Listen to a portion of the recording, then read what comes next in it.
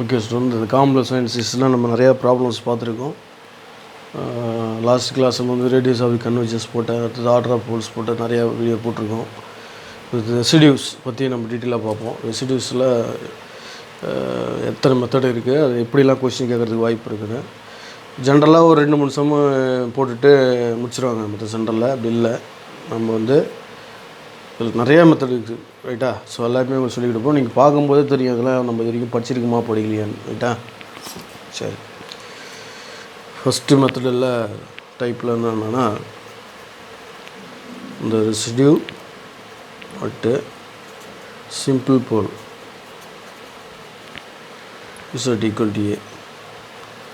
So simple போலாக இருக்கும்போது residue எப்படி வரும் அப்படின்னா, அதுக்கு ஃபார்முலா வந்து residue of opposite at z equal to a equal to limit. ஏன்னா இதுலேருந்து கண்டிப்பாக கொஸ்டின் கேட்காம இருக்க மாட்டாங்க. எக்ஸ்என்ஸ் a z minus a into f of x, ரைட்டா? இப்போ சிம்பிள் போலாக இருக்கும்போது அதே வந்து இதுலேயே வந்து தேரம் கொஞ்சம் புதுசாகவே இருக்கும். 300 ரூல் இருக்குது, அது நிறைய பேர் நடத்துறது கிடையாது.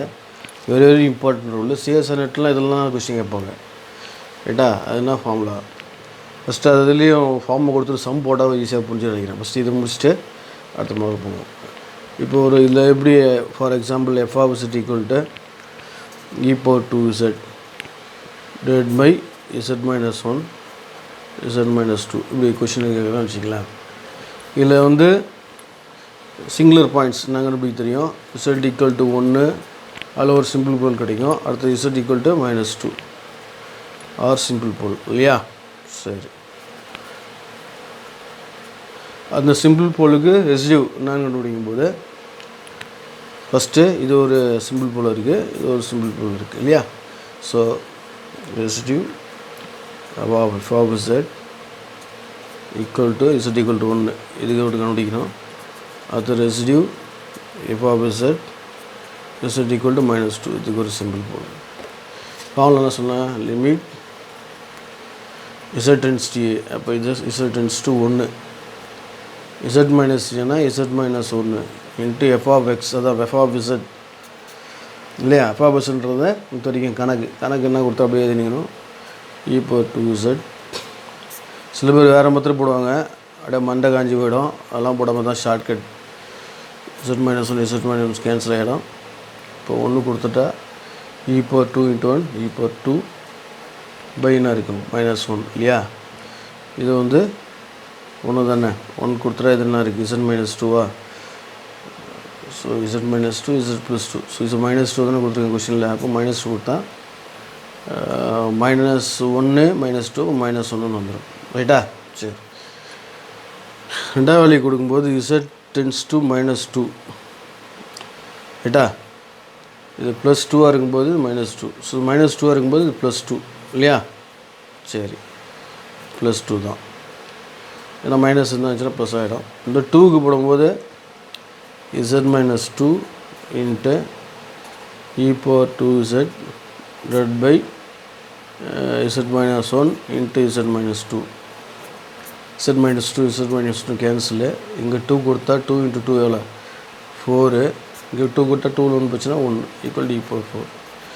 ஸோ ரெசிடியூ இப்போ கண்டுபிடிக்கிறது பெரிய விஷயம் இல்லை. சிம்பிள் போலுக்கு ரொம்ப சிம்பிளாக ரெசிடியூ கண்டுபிடிச்சிக்கிறோம், ரைட்டா? ஸோ இது வந்து ஆர்டினரி சம்ஸு. இது கேட்டால் எல்லாமே போட்டுருவீங்க. ஆனால் சில விஷயம் கொஞ்சம் கிரிட்டிக்கலாக ஒரு இருக்கும், என்ன சொல்கிறது, ஒரு முரண்பாடு இருக்கும். அப்படிப்பட்ட சம்மில் தான் நம்ம கோட்டை வர்றது, ரைட்டா? அதை பார்க்குறதுல டைரக்ட் மெத்தட் நினச்சிட்டு போட்டுட்டு ஆன்சர் தப்பாக வந்துடும். ஸோ அப்படிப்பட்ட ரூல் தான் 2. அது என்னன்னா, இப்போ வந்து ஒரு எஃப் ஆஃப் இசட் வந்து இப்படி இருக்கு வச்சுங்க. F of z equal to g of z by h of z, ரைட்டா? இதில் ஒரு condition, where g of a not equal 0 இருந்து ஹச் ஆஃப் ஏ 0 வந்துருச்சுன்னா கண்டிஷன் சொல்கிறோம். அட் எப்போ இசட் ஈக்குவல் டு ஏல. அப்படி இருக்கும்போது இந்த ஃபார்முலா நம்ம யூஸ் பண்ணுறதே இல்லை நிறைய பேர். அப்படியே சொல்லிட்டு நிறைய பேர் தெரியல. 19 உங்களுக்கு கிளாஸ் நடத்தும்போது தெரிஞ்சிடும். இல்லைப்பா அந்த ஃபார்மில் சொல்லியிருப்பாங்க, மேலோட்டமாக சொல்லியிருப்பாங்க, கண்டுபிடிச்சிட்டு போட்டோம். கரெக்டாக புரிஞ்சின் பண்ணிக்கிட்டு ஃபார்முலா போடுன்னு நினச்சிருப்போங்க. எப்போ யூஸ் பண்ணணும்னு தெரியாது இல்லையா? இந்த ஃபார்முலா வந்து படிச்சிருவீங்க, ஆனால் இந்த ஃபார்முலா எப்போ பயன்படுத்தணுன்றது நிறைய பேர் தெரியறதில்ல. ஸோ அப்படின்னா இசட்ருக்கீங்க இந்த இடத்துல என்ன ஃபார்முலா யூஸ் பண்ணணும்னா g of z by h dash of z. இப்படி ஒரு ஃபார்முலா இருக்கிறது நிறைய பேர் தெரியல. தட் இஸ் ஏன்னு அப்ளை பண்ணால் g of a by h dash of a. ரைட்டா? நிறையா பேர் படிச்சிருப்பீங்க இந்த ஃபார்முலாஸு. என்ன ரிசல்ட்னா f of s equal g of z by h of z. அப்படி இல்லை g of a not equal 0, h of a equal 0 அப்படின்னு வரும்போது இதில் இந்த ஃபார்முலா எப்படி யூஸ் பண்ணலாம்? Limit z tends to a g of z by h dash of z. அப்படியெல்லாம் a கொடுத்தா g of a by h dash of a. சரி sir, இது எப்படி சார் யூஸ் பண்ணுவோம்? இந்த கணக்கில் ஃபஸ்ட்டு கணக்கில் யூஸ் பண்ணுவோம் சார் அப்படின்றது உங்களுக்கு கணக்கு பார்த்தோன்னே கண்டுபிடிச்சிடலாம். எப்படி அப்படின்னு பார்த்துருங்க. ஒரு சம் எடுத்து போடுறேன். இது போன டிஆர்பியில் கேட்ட கொஷின் நான் போடுறது. ரைட்டா? சொல்லலாம். நிறைய பேர் இந்த சம் வந்து டெஸ்ட்டு எக்ஸாம் டிஆர்பியில் எழுதி முடிச்சுட்டு வந்து சில பேர் தான் அந்த உன்னிப்பாக கவனித்து போட்டிருக்காங்க. சில நிறைய பேர் வந்து சரியாக அட்டன் பண்ணல, தப்பு பண்ணிட்டு தான் வந்திருக்காங்க. பார்த்தீங்கன்னா இப்போ f of z equal to cot z அப்படி கேட்டிருந்தாங்க. இந்த cot z கேட்டுட்டு find the pole and residue அப்படி கேட்டிருக்காங்க. சரி, கொஷின் போல் அண்ட் ரெசிடியூ கண்டுபிடிப்போம். இந்த cot z கேட்டாங்க. இப்போ பிரிப்பீங்க, ஏன்னா கணக்குப்படி அந்த ஃபார்முலா டைப் பிரிக்கணும். என்னது f of z equal to இதே போல் சம் கேட்டு நிறைய பேர் தப்பு பண்ணுவீங்க. g of z by h of z. அப்போ வந்து நான் cot z பிரிக்கலாம், cos z by sin z இதெல்லாம் பிரிச்சுருவீங்க. பிரிச்சுட்டு என்ன அது கீழே போல் கண்டுபிடிக்கணும். sin z equal 0னா n பைன்னு வந்துடும் இல்லையா? அப்போ n பைன்னு வந்துட்டால் ஃபார்முலாவில் எப்படி அட்டன் பண்ண முடியும்? n பை எப்படி அப்ளை பண்ணுவீங்க? அப்ளை பண்ணிங்கன்னா f of zன்றது n பை நம்ம அப்ளை பண்ணும்போது f of zன்றது கேன்சல் ஆகுமா? ரைட்டா? ஸோ இதில் ஒரு என்னதுன்னா ஒரு இந்த ஃபார்முலா யூஸ் பண்ணுறதுக்கு ஒரு ஐடியா இருக்குது. எப்படின்னா இந்த சம் ஆர்டினரி மெத்தடில் பயன்படுத்த முடியுமா? முடியாது. ஆங்கிள் ஏன் சார் அப்படின்னு பார்த்தா, இப்போ நம்ம போல்னு வரும்போது என்ன பண்ணுவோம்? sin z equal to 0. இப்போ சைன் எந்த இடத்துல 0 இருக்குன்னா sin z equal to sin n பையில் 0 இருக்கும். அப்போ z equal to n pi. இந்த n பைன்றது இதுதான் நம்ம டிஃபைன் பண்ண முடியாது. என்னன்றதுனா இருக்கலாம், 0 இருக்கலாம், +or -1 இருக்கலாம், +or -2 இருக்கலாம், எக்ஸட்ரா இருக்கலாம். அப்போ இது வந்து உங்களுக்கு சிம்பிள் போல் தான். பட் இது வந்து நம்ம n வேல்யூ வந்து நம்ம வரையறுக்க முடியாது இல்லையா? இது வேணா இருக்கலாம். அப்படி இருக்கிற பட்சத்தில் நம்ம என்ன பண்ணோம்? அந்த ரூல் யூஸ் பண்ண முடியுதான்னு பார்க்குறோம். என்ன சார் ரூலு? ஃபஸ்ட்டு என்ன ரூலு? g of z என்ன சொன்னேன்? நாட் ஈக்குவல் 0ன்னு வரணும். அதானே? சரி, அப்ளை பண்ணி பார்ப்போம். g of z என்ன கணக்கில் cos z. ரைட்டா? Right. g of z equal to cos z. அந்த z வேல்யூ அப்ளை பண்ணும்போது என்ன வரணும்? நாட் ஈக்குவல் 0ன்னு வரணும். அப்போ z வேல்யூ என்னது? n pi cos n pi. Cos n pi value உங்களுக்கு தெரியும், என்னது? 1 இல்லையா? ஸோ அப்போ நாட் ஈக்குவல் 0ன்னு வருது. சரி, h of z. h of zன்றது உங்களுக்குலாம் தெரியும். h of z sin z. sin z. sin n பைன்றது உங்களுக்கு 0ன்னு தெரியும். sin n பைன்றது 0. அப்போ இதில் பார்த்தீங்கன்னா g of அதாவது இந்த n பை இல்லையா, g of a அதான் சொன்னேன், a நாட் ஈக்குவல் 0ன்னு வருது.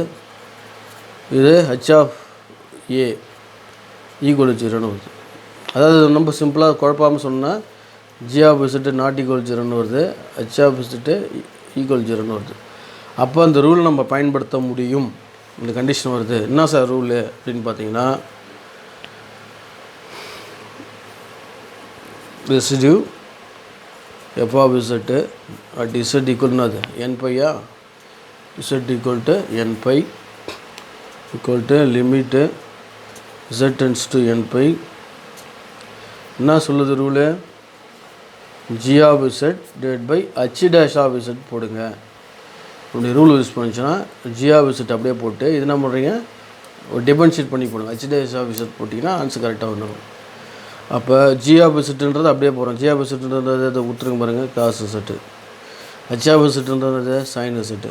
இப்போ ஜி ஆஃப் இசட் அப்படியே போடுங்க காசு இசட்டு. ஹெச் ஆஃப் இசட்டை டிஃபரன்ஷியேட் பண்ணி போடுங்க. சைன் இசட் டிஃபரன்ஷியேட் பண்ணால் காசு இசட்டு. காசு காசும் கேன்சலு. அப்போ இதோட ஆன்சரு 1. அப்போ n/க்கு வேலையே இல்லை. இதுதான் சரியான முறை. ரைட்டா? இது ஆர்டினரி மெத்தடில் போட்டு நிறைய பேர் 0ன்னு சொல்லிட்டு அட்டன் பண்ணிட்டு வந்தாங்க. 0 ரைட்டா? ஸோ நான் ஒருத்தவங்களுக்கு வித்தியாசமாக வந்தது. ஆன்சர் வேல்யூ வந்து 1. அப்போ இந்த ஃபார்முலா எப்போ பயன்படுத்தின்னு தெரியணும் இல்லையா? அதனால் சில விஷயங்கள் கொஞ்சம் நல்லா அப்சர்வ் பண்ணி படிக்கிறதுக்கு முயற்சி பண்ணுங்கள். ஸோ மேலோட்டமாக படிக்காதீங்க. ஏன்னா அவங்க வந்து சென்டர் வச்சு நடத்தும்போது போர்ஷன் போட்டு அடுத்த பேட்ச் அப்படின்னு சொல்லிட்டு தான் அவங்களுக்கு எய்ம் இருக்கும். ஸ்டூடெண்ட்டுக்கு புரிஞ்சாங்கன்னா புரியல அப்படிலாம் அவங்களுக்கு இல்லை. ஃபீஸ் வாங்கிட்டாங்களா அடுத்த பேட்ச்னா. ஸோ மேக்ஸிமம் நம்ம எப்படி பண்ண முடியும் பர்ஃபெக்டாக பண்ண விட்றதுக்கு முயற்சி பண்ணுறோம். So sin π value 0, cos nπ value -1 whole power. So இதே போல் சம்ஸ்லாம் எடுத்து நம்ம ஒர்க் அவுட் பண்ணி பார்த்தா தான் வித்தியாசம் தெரியும். ரெசிடுவல் எத்தனை மாடல் இருக்கான்னு. ரைட்டா? நீங்கள் இந்த மெத்தட் வந்து நிறைய பேர் வந்து மேலோட்டமாக தான் யூஸ் பண்ணி நிறைய பேர் தெரியாது. நீங்கள் பார்த்தீங்கனாலே தெரியும். இப்போ இந்த கொஷின் நடத்திருக்கேன்ல, நான் வந்து இதை பாருங்கள் எத்தனை பேருக்கு வந்து இது வரைக்கும் படிச்சிருப்பீங்க. 2003 படிக்கிறேன் சார், அந்த சென்டரில் படித்தேன் இந்த சென்டரில் படித்தேன் நிறைய பேர் சொல்லுவீங்க. ஆனால் இந்த மெத்தடு இதை படிச்சிருப்பீங்க, ஃபார்முலாவாக படிச்சிருப்பீங்க. பட் கணக்கில் அதை எப்படி பயன்படுத்துகிறோம் அப்படின்றது நிறைய பேர் தெரிஞ்சிருக்கு. உண்மையாக பொய்யான்றது நீங்களே கேட்டு பார்த்துக்கோங்க மனசாட்சிக்கு. ஏன் சொல்ல வரேன்னா இப்படிப்பட்ட ப்ராப்ளம்ஸ்லாம் நம்ம ஸ்டூடெண்ட்ஸ் பர்ஃபெக்டாக போடணும் அப்படின்றது தான் இதை சொல்ல வரேன். சரி, இது ரெசிடியூஸில் 3வது மாடல் பார்ப்போம். இப்போ சிம்பிள் போல் பார்த்துட்டோம். 3வது type residue of f of z as pole of order m இல்லையா? அந்த ஆர்டர் m அந்த mன்றது ஈக்குவல் டு 1 தான் நான் சொல்லினா சிம்பிள் போல் சொல்லிக்கிறேன். அது வந்து சப்போஸ் கிரேட்டர் தென் 1னா மல்டிபிள் போல்னு சொல்லிக்கிறேன். ரைட்டா? ஸோ அது ஜென்ரலாக ஆர்டர் mன்னு போட்டிருக்கேன். ஸோ அப்படி வரும்போது ரெசிடியூனா ஃபார்முலா அப்படின்னு சொல்லிட்டிங்கன்னா residue f of z at z equal to a equal to 1/m-1 factorial 1/m-1 factorial into limit z tends to a differentiation of m-1 dz of m-1 into z minus a whole power m into f of z. ரைட்டா? So அந்த order value வச்சு எப்படி நம்ம ரெசிடி கண்டுபிடிக்கிறதுன்றது போட்டுருங்க. ஒரு some வச்சு இதை போட்டுட்டுனா உங்களுக்கு டவுட்லாம் கிளியர் ஆகிடும். ரைட்டா? சரி, எக்ஸாம்பிள் இந்த ஃபார்முலா யூஸ் பண்ணுற போல வசா போடுவோம். F of z equal to e⁻3z divide by z-2 whole cube. பார்த்தாலே எம்ன்றது 3ன்னு இருக்கு இல்லையா? ஸோ 3 அப்போ வந்து மல்டிபிள் போல் தெரிஞ்சு போச்சு. ரைட்டு. அப்போ எம்மோட வேல்யூ ஃபஸ்ட் நம்ம கண்டுபிடிக்கிறோம். m = 3ன்னு தெரிஞ்சு போச்சு. அது அப்படியே அப்ளை பண்ண வேண்டியதான். அப்போ அந்த கணக்கு என்னென்னா residue of f of z at z equal to a. என்ன அது z minus 2 = 0னா z equal to a னா 2 equal to 1 divided by m-1 factorial. mன்றது என்னது 3 3 minus 1 factorial 2 factorial limit z tends to a differentiation of 3 minus 2 2 இங்கே 3 minus 2 2 dm square into z minus a. z minus a னா என்னது கணக்கில் z minus a ஏன்றது அது 2வா? சரி, whole power m 3 into f of இசட்ன்றது கணக்கு அப்படியே தூக்கி எழுதிக்க வேண்டியதான். என்னது e⁻3z divided by z minus 3 whole cube. இப்போ z minus whole cube z minus whole cube cancel ஆகிடும். டி ஸ்கொயர்னால் இது 2 வாட்டி டிஃபரன்ஷியேட் பண்ணணும். இப்போ பார்த்தீங்கன்னா 1/2 ஃபேக்டரியல்னால் 2 × 1 இல்லையா? சரி, இப்போ e⁻3z 2 டைம்ஸ் பண்ணணும். 2 டைம்ஸ் பண்ணும்போது ஃபஸ்ட் வாட்டி பண்ணும்போது என்ன வரும்? e⁻3z ஃபஸ்ட் வாட்டி பண்ணால்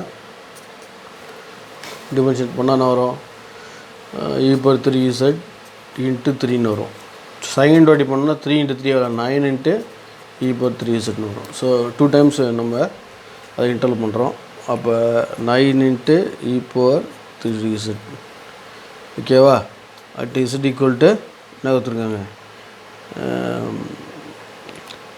கொஷின் வந்து e⁻3z இசட்ன்றது நம்மளுக்கு 2ன்னு தெரிஞ்சு போச்சு இல்லையா. அப்போ வந்து e2 அது அப்ளை பண்ணிங்கன்னா பட் 1/2 × 9 × e⁻z வேல்யூ 2 × 3 எவ்வளோ 6. இப்போ ஆன்சர் பார்த்தீங்கன்னா 9/2 e⁻6 தான் சரியான ஆன்சர். ஓகேவா. ஸோ இந்த சம் ஆஃப் த ரெசிடியூ இந்த ஃபார்முலாஸ் வந்து நிறைய இடத்துல யூஸ் பண்ணுவோம். இது எப்படி பயன்படுத்துகிறோம் ஆக்சுவலாக வந்து ஆர்டர் எம் இருக்கும்போது எப்படி பயன்படுத்துகிறோன்றது தெரிஞ்சுங்க ரைட்டா. சரி, இதே மாடலில் இன்னொரு ரெசிடியூ கண்டுபிடித்து இன்னொரு மாடல் என்னென்னா இந்த லாரன்ஸ் சீரிஸ் யூஸ் பண்ணி போடுவோம். அதாவது ரெசிடியூ த்ரூ லாரன்ஸ் சீரிஸ் ஒரு மெத்தட் இருக்குது. ஸோ அது என்ன சார்னா லாரன்ஸ் சீரிஸ் ஜென்ரலாக எப்படி வரும் f opposite equal to extension n to a to infinity an into z minus a whole power n இது ரைட்டா. ஸோ bn நம்பர் இப்படி எழுதுவோம் பிரின்சிபல் பார்ட் இப்படி எழுதுவோம் இல்லையா. b1/z minus a அடுத்தது b2/z minus a whole square அப்படி போயிடும் இருக்கும். இதை நம்ம என்ன சொல்லுவோம் பிரின்சிபல் பார்ட்னு சொல்லுவோம். நெகட்டிவ் வேல்யூவும் வந்து நம்ம ஜென்ரலாக டெய்லர் சீரிஸ்னால் பாசிட்டிவ் டேர்ம்ஸ் எக்ஸ்பிளைன் பண்ணுவோம். பட் லாரன்ஸ் சீரிஸ்னால் நெகட்டிவ் அண்ட் பாசிட்டிவ் சைடு. இதே போல் வரும்போது இந்த ரூலுக்கு வரும்போது அதுக்குன்னா ரெசிடியூ இதுதான் முக்கியமான formula. Residue of f of z at z equal to a ஒரு ஷார்ட்கட் ஃபார்முலா இருக்குது. என்ன சார் அப்படின்னு பார்த்தீங்கன்னா இதே போல் பிரின்சிபல் பார்ட் வரும்போது இந்த கணக்கு எப்படி கண்டுபிடிக்கலாம்னா ஈஸியாக coefficient at z minus a அதாவது இசட்டோட கோஎஃபிஷியன்ட் அதாவது z minus a கொடுத்துருங்க. ஸோ இந்த எக்ஸ்பென்ஷனில் z minus a கோஎஃபிஷியன்ட் எடுத்து போட்டுட்டால ஆன்சர் முடிச்சிச்சு. இது நம்ம ஃபார்முலாஸ் யூஸ் பண்ண அவசியம் இல்லை. z என்ன கோஎஃபிஷியன்ட் இருக்கோ அதோட வேல்யூ தான் அதோட ரெசிடியூவாக இருக்கும் அப்படின்றது ஒரு ரிசல்ட்டு ரைட்டா. ஸோ அதை வச்சு நம்ம சம் எடுத்து போட்டு பார்த்துக்கிட்டிங்கன்னா அது டவுட்டு உங்களுக்கு கிளியர் ஆகும். ஸோ ரெசிடியூவில் எல்லா மாடலும் ஓரளவுக்கு தெளிவாக வந்துடும். ஓகேவா. சரி, இதே போல் சம்ஸ் நான் எல்லா மாடல் நம்ம ரெசிடியூனா அது எல்லாத்தையும் நம்ம நடத்தும் போது அதே மாடல் சம் எடுத்து நிறையா ப்ராக்டிஸ் பண்ணிங்கன்னா ஒரு ஐடியா கிடச்சிரும். பயப்பட தேவையில்லை, எல்லா மாடல் சம்ஸும் நம்ம நடத்த தான் போகும். அதை பயன்படுத்திக்கணும், அதான் முக்கியம். இப்போ பார்த்தீங்கன்னா f of z equal to என்ன கொடுத்துருக்கோன்னா z³ cos 1/z கொடுத்துருக்காங்க. இதுக்கு ரெசிடியூ கேட்டிருக்காங்க. எல்லாம் டிஆர் பண்ணுற கொஸ்டின் தான் மாடல் சம்ஸ்லாம். அட்டு எப்போ கேட்டிருக்காங்கன்னா அட்டு z equal to 0 கேட்டிருக்காங்க ரைட்டா. சரி, அப்போ நம்ம இதை ஃபஸ்ட்டு சால்வ் பண்ணுவோம். f of z equal to z³ cos 1/z cos 1/zக்கு ஃபார்முலா தெரியும், cos zக்கு ஃபார்முலா என்னன்னு தெரியும். என்ன 1 மைனஸ் என்ன வரும் ஈவன் நம்பர் வருமா ஆட் நம்பர் வருமா. ஸோ இது காசுனா ஈவன் வரும் 1/2 ஃபேக்டோரியல் இன்ட்டு 1/z ஸ்கொயர். அடுத்தது plus 1/4 factorial into 1/z square ஒரு 4 ரைஸ் ஆகினே இருக்கும் 2 இன்ஃபினிட்டி வரைக்கும் வரும். அப்போ இதை வந்து சால்வ் பண்ணால் z³ into 1/2 factorial into 1/z square அப்படியே அதெல்லாம் 1/4 போட்டிங்கன்னா எக்ஸ்பிரிமெண்ட் தான் வச்சுங்க கிடையாது. இந்த z³ உள்ள மட்டிலே பண்ணுங்கள். இப்போ z³ மட்டிலே போனால் z³ இன்ட்டு 1 z³ மைனஸ் இங்கே பண்ணும்போது 3ல் 2 z கேன்சல் ஆகிடும். அப்போ வந்து என்ன வரணும்னா z/2 ஃபேக்டோரியல். அடுத்து பண்ணும்போது உங்களுக்கு இது வரைக்கும் பாருங்கள். அடுத்து பண்ணும்போது 3z இங்கே 4z இருக்குது.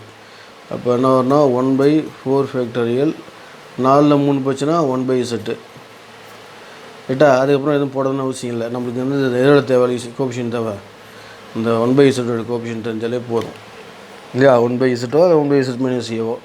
ஸோ அதோட கோஎஃபிஷியன்ட் தெரிஞ்சு கணக்கோட வேல்யூவே முடிஞ்சு போச்சு. அப்போ அது கோபிஷியன்ட் என்ன வருது 1/z கோபிஷியன்ட்டு 1/4 ஃபேக்டரியல். அப்போ residue of f of z at z equal to 0ல் என்ன வருதுன்னா அந்த கோபிஷியன்ட் ஆஃப் 1/z அதான் சொன்னேன் 1/4 ஃபேக்டரியல். அப்போ 1/4 பதில் 1/24. ஸோ இந்த ரெசிடியூவில் லாரன்ஸ் சீரியஸ் யூஸ் பண்ணி எப்படி போடுறது அப்படின்றது தான் இந்த கணக்கு. ஓகேவா? ஸோ அதனால் எதுவுமே கஷ்டம் கிடையாது, ஒர்க் அவுட் பண்ணி பாருங்கள். நிறையா சம் எடுத்து போட போட உங்களுக்கு அது ஒரு ஐடியாஸ் கிடச்சிடும். ஓகேவா? அதனால் எப்படி கேட்டாலும் கொஷின் போடுறதுக்கு நீங்கள் ரெடியாக இருக்கணும், அதுதான் முக்கியம். ஸோ இதே மாடலில் இந்த ரெசிடியூ ஃபார்ம் இப்போ இதுக்கப்புறம் எப்படி கேட்டாலும் நம்ம ஸ்டூடெண்ட் போடுவாங்க, அது எந்த ஒரு மாற்றம் கிடையாதுன்னு நினைக்கிறேன். அதனால் இதே மாடல் சம்ஸ் எடுத்து திரும்பி போட்டு பாருங்கள். டவுட்ஸ்னு கேளுங்க, நெக்ஸ்ட் வீடியோ பார்ப்போம். ரைட்டா?